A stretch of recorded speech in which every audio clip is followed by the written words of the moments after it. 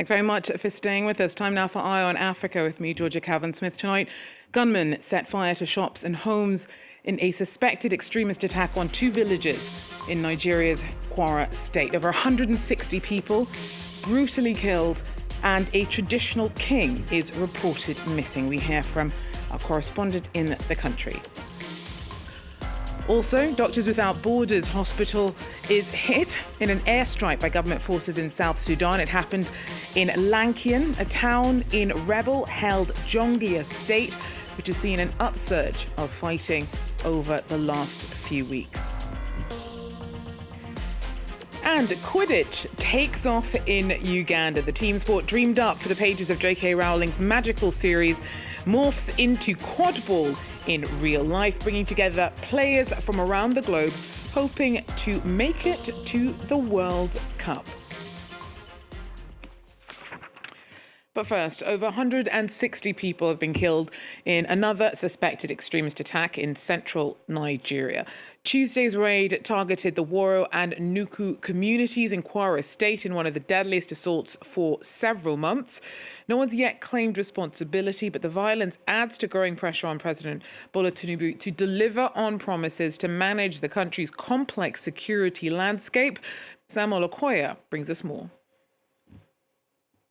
Babamo Ayodeji of the Nigerian Red Cross Society Kwara State Branch said figures collected from local residents put the death toll at more than 160. He said the Red Cross has not independently verified the figure. Some other sources said the death toll may be lower. Reports from the Woro and Nuku communities say corpses are still being recovered, an indication that many people were killed. Eyewitnesses say the attack was carried out by about 200 gunmen who fired indiscriminately and burnt down houses. The attackers are believed to be members of one of the many armed groups that have been launching deadly attacks on communities in Kwara and neighboring Niger State. The military has of recent carried out attacks on armed groups in the area, killing many gunmen. It is believed that the armed group attacked the villages in reprisal for the military action against them.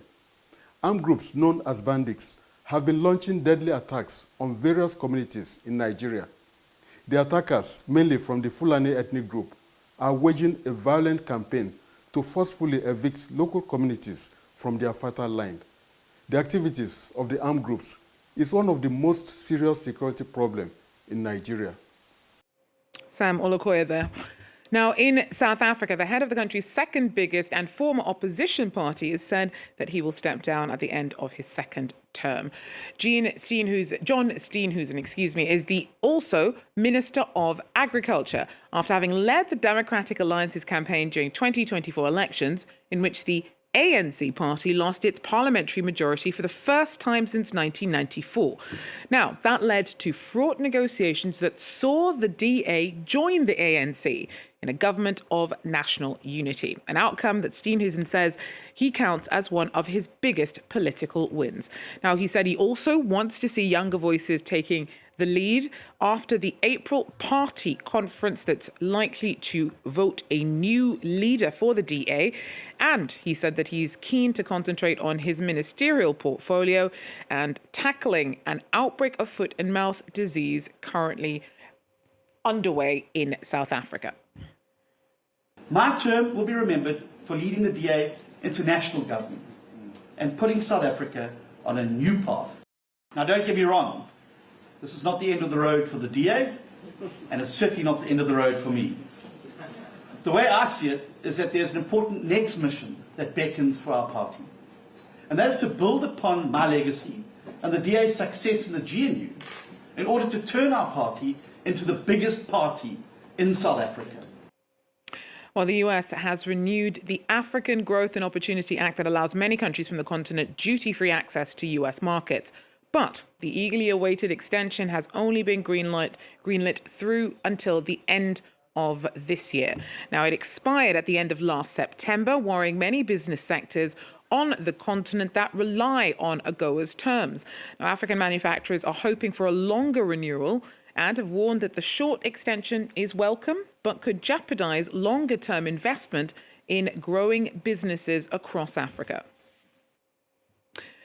Now, Doctors Without Borders says that one of its hospitals was hit in an airstrike by government forces in South Sudan on Tuesday night. Now, it had just been evacuated hours before after a member of staff reportedly got a tip-off that an attack was likely. Now, the hospital is in Lankien, a town in rebel-held Jonglei state. It's seen an upsurge of fighting over the last few weeks. The army ordered locals out at the end of January, and things have just been getting worse. Our regional correspondent, Bastien Renouy, spoke to MSF's regional head of operations about the turbulence his staff has seen in the state. Well, it's really a quite dramatic situation. You have thousands of people displaced. At least the number that, according to UN, is around 230,000 people. But it's very difficult for us to have a visibility on the situation because there is a restriction of access that we have been facing since the month of December. And we were not able to also access some of the facilities that MSF supports in the center of Jonglei, in Lankien, in Akobo, in Pieri, and other areas where the people are displaced. NGOs are no longer allowed to work in some areas in South Sudan. What does it mean for the civilians living there? Well, it's quite difficult for the population. As you can imagine, there are thousands of people displaced, as I just mentioned, but there's also people that are wounded in the conflict. There are patients that we have had, for example, if I give you an example, in a Lankien where MSF runs inpatient care, nutrition programs, patients living with chronic diseases that we were assisting them. Today we have a difficult to follow the care that we're giving to them because we have taken out the experts, the medical experts that were supporting them. We have also influx of wounded that were coming since December, at least 137 in Lankien and Pieri. And the difficulty we have is that to refer these patients, because we don't have a surgical capacity in the place, to stabilize those patients need supplies. We cannot bring in the supplies. And there is the fear for our staff to stay in this in a situation where there is an offensive, but also there's not the support that they need to care for these patients. I think that honestly, we had our staff in Pieri were displaced at least 3 times in this month. And they were carrying their patients, the patients that they had in the hospital, in the facility where support, with them. And at times that there were moments that there was a total panic, that the staff would run away from the patients, and there are still patients that are admitted in the facility. It's quite a grave situation. We're also worried about the scale of the needs, that it's not quite feasible because there's no ability to assess the needs of the population. In a statement, you said imposing restrictions on humanitarian aid and preventing people from accessing healthcare is a crude political maneuver. What do you mean exactly?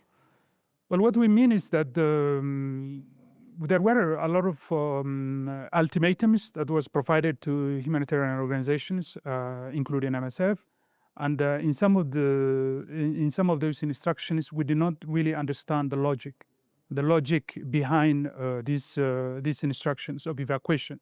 If there is a hostility, we're in direct contact with the different parts of the conflict for the safety of our teams and our patients.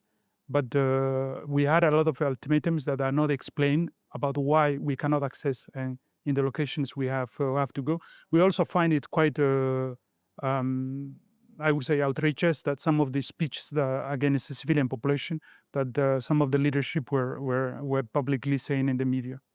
According to you, what's the solution? What are you requesting from the South Sudanese government? We're asking to all actors in the conflict, but specifically we're asking the government of South Sudan to give a full access to MSF, but also to other international humanitarian actors. Well, finally, we turn to Uganda, where an unusual sport is growing in terms of its fandom, taken from the fantastical skies of Hogwarts and the imaginary but influential world of Harry Potter. There has been a growing push for the playing of Quidditch. Take a look. On this field in Langos district, players are in action in a game of Quidditch with sticks between their legs, sprinting after the golden snitch.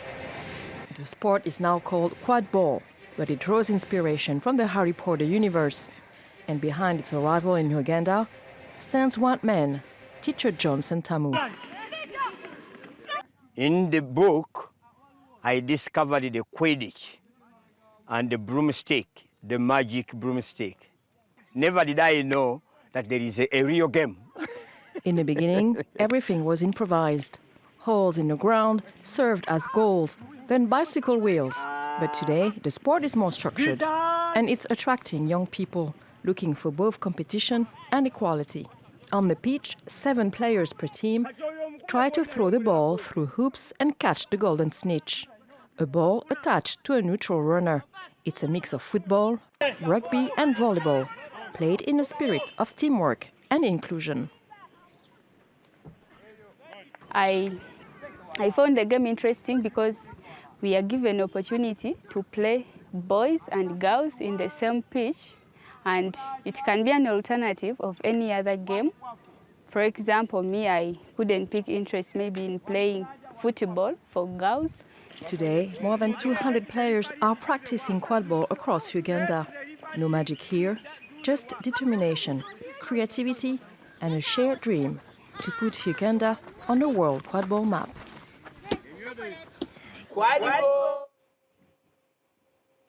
That's it for Eye on Africa. Thanks very much for joining us, and do so again if you can. Till then, take care.